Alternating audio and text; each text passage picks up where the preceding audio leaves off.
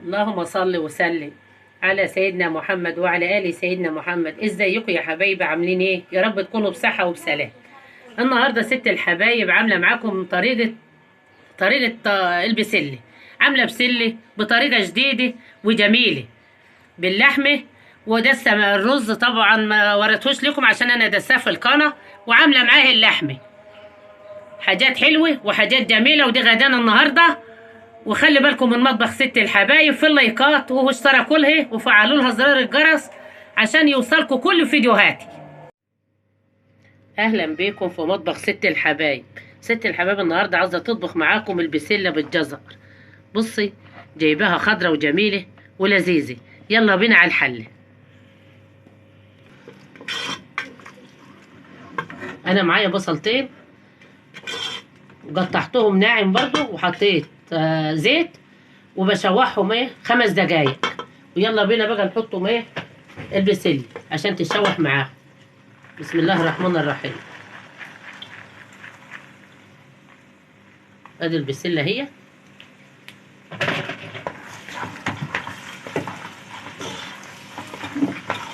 لابد تقلب البسله برضو كده عشان البسله لابد تتشوح مع البصله. هنحط معلقه فلفل اسمر،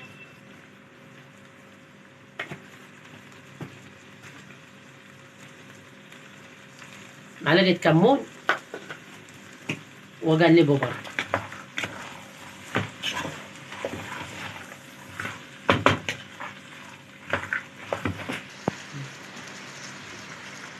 لابد نشوحها 5 دقايق كده مع البصله والكمون والفلفل. واللي عاوز ياكل بسله حلوه ولذيذه يحط معلقه السمنه الفلاح تشوح بيها رخ. لابد تشوحيها بالمعلقه السمنه الفلاح.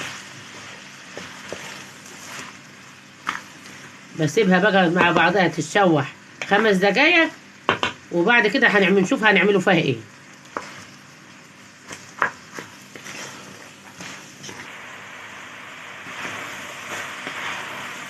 انا لسه بشوح البسله معاكم اهو. كل ما بتشوحي البسله كل ما بتاكلي البسله زي الزبده كده، وريحه وطعم. وانا عامله معاكم اللحمه اهوت. عامله لحمه مع البسله مستويتها هي.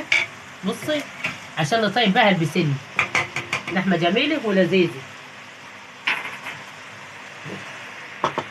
وجايبه برضو لحمه هي تيجي ربع كيلو هنحطه معاكم على البسله عشان تتشوح مع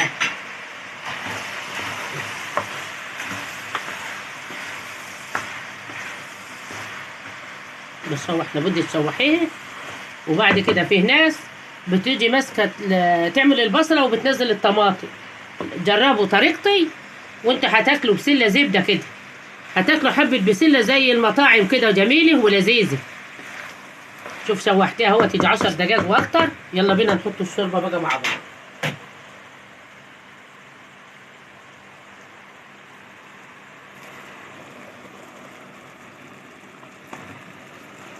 بسم الله الرحمن الرحيم. على الريحه وعلى الطعم لابد تحط لها الشوربه. بص، انا بحط معاكم شوربه عشان لابد تستوي في الشوربه. واقلب برضو معاها.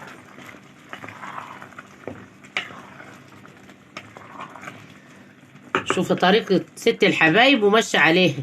وانت تاكلي بسلة جميلة في رمضان وعندك عزومة، تاكلي شوية بسلة زبدة كده. انا بقى اهي حطيت لها الشوربة، بسيبها بقى تستوي مع اللحمة مع البهارات مع البهارات والبسلة وكله، بنسيبه يستوي في الشوربة مع بعضه. وبعد كده وارجع لكم. يلا بينا نشوف البسلة يا حبايبي. البسلة استوت بقى اهي. حطيتها مع الشوربة مع البهارات مع حتة السمنة الفلاحي. بصي بقى الزبدة اهي. عشان بقى يلا بينا نحط الطماطم،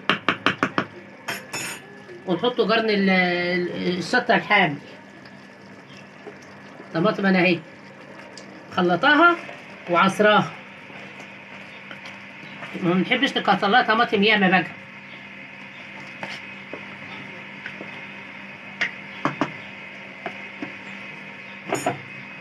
اهي الطماطم كده بتاعتها مظبوطه وجميله.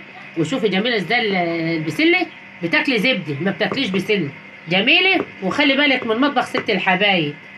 في اللايك واشترك لها وفعلي لها زرار الجرس عشان يوصلك كل فيديوهاتي. ورجعت لكم بعد البسله ما استوت. بص على البسله، بص على البسله، وانت اللي مش تشم الريح انا اللي شماه لوحدي. بص على العسل والجمال. يلا بينا نغرف بقى مع بعض. بسم الله الرحمن الرحيم. بسله جميله، وحته اللحمه والمعلقه السمنه الفلاحي مخليها جميله ولذيذه. يلا بينا هنا. ورجعت لكم يا حبايبي بعد ما غرفت الاكل اهو معاكم، وعامله رز مسوس. انا دسه الرز في القانه النهارده، دسه الفرن الرز معاكم في القانه، وعامله النهارده اللحمه موريها لكم. والمهم اللي في ده كله طبيخ البسله جميله ولذيذه. وخلي بالكم من مطبخ ست الحبايب يا حبايب.